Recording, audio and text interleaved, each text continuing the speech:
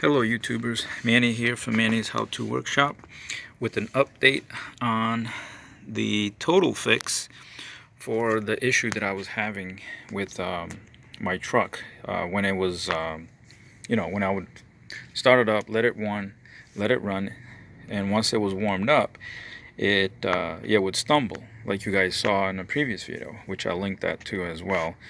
And in the process of chasing down that problem, I was able to find, multiple issues, and I don't know if one contributed to the other, but, so I ended up changing, as you know, my 3 out of my 4 O2 sensors.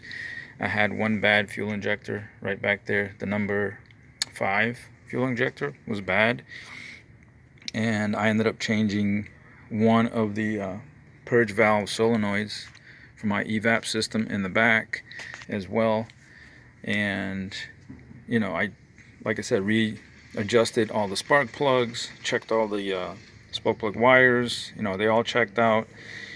And I even changed out the coil for the distributor, thinking that was going to do it because that was showing it was bad. And at the same time, cleaned out my MAF sensor here, cleaned that up real nice, and also did the back pressure test by taking out one of the O2 sensors, well, actually on both sides, taking out the sensors and checking the back pressure, which they came out to be good. And so after repairing all that, what ends up being the problem, which I narrowed it down even further, but the only thing I didn't have was a scope or an oscilloscope, or what do you call it, scanner type scope.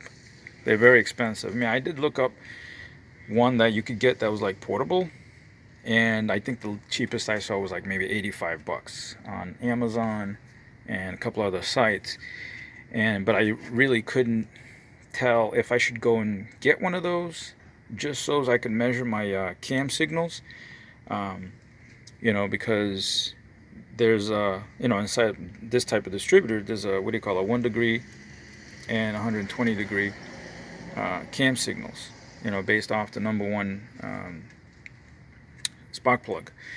So I was like, well, you know what, because my cam sensor lives inside of the distributor from 2004 and on. For the first gen Xterra, the cam sensor is located right back here, and so a brand new distributor was around the same price, 85, and the scope, like I said, was also 85. So I took a chance, and after watching Scanner Dano's videos and narrowing it down to what the signal might be, and there's also another guy who had a nice video, but he actually had a scope, an expensive scanner that came with a scope feature, and he had the exact same problem on the exact same kind of truck. And I said, you know what, it's got to be the same thing. And as you know, the cam sensor on the distributor does not come separate. You have to buy the whole distributor. So I bit the bullet, got me a brand new distributor, and I believe I got this one off of Rock Auto, which so far Rock Auto has been good to me as far as when I've needed certain parts, and them being having a good economic pricing. So I got the new one, and installed it like you're supposed to, made all the marks and made sure that I installed it exactly in the same position, which I didn't actually have to retime my truck, or let's say the timing, the ignition timing, because like I said, I was able to put it back exactly in the same position, which is lining up with the number 1 spark plug. And so after I did that, I started the truck, let it warm up, plugged in my scanner, checked my advanced timing, and it was dead on. It's 15 degrees when it's normal operating temperature, and then let it warm up, like I said, to temperature to where it would normally start to fail, and it wasn't doing that. So I decided to take it on a road test around my neighborhood, up and down a little bit of hill, and it still didn't act crazy like it was before. So and then the next day I did the same thing. I did it for like a day or two just to make sure, just in case, you know, it was a fluke thing. But so far so good. It's been over a week now, and so far this brand new distributor has fixed my problem anyway, and hopefully, you know, for somebody else this will fix your problem, because I've seen plenty of videos where the guys was chasing down the problems. You know, they were throwing parts at it that weren't necessarily bad, and you know, they said that they also replaced the distributor and that still didn't fix their problem, which says that they had a different problem.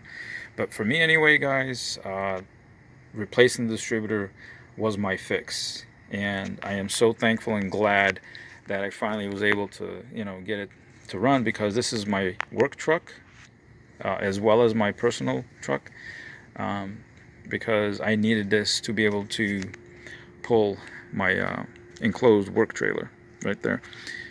Okay, as always guys, I appreciate you guys watching my videos, commenting when, you know, whenever it's possible, and to give me feedback. And I just ask you to continue to watch my video, guys, and hopefully they'll help you with your problems.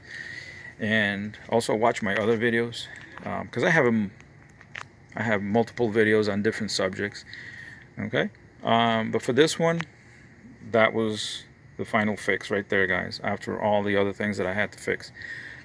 As always, thank you for watching. Please rate, comment, subscribe to my channel if you haven't done so, and click the notification button so that you guys can get notifications for our more up and coming videos. All right, thank you, and I'll see you on the next one, guys.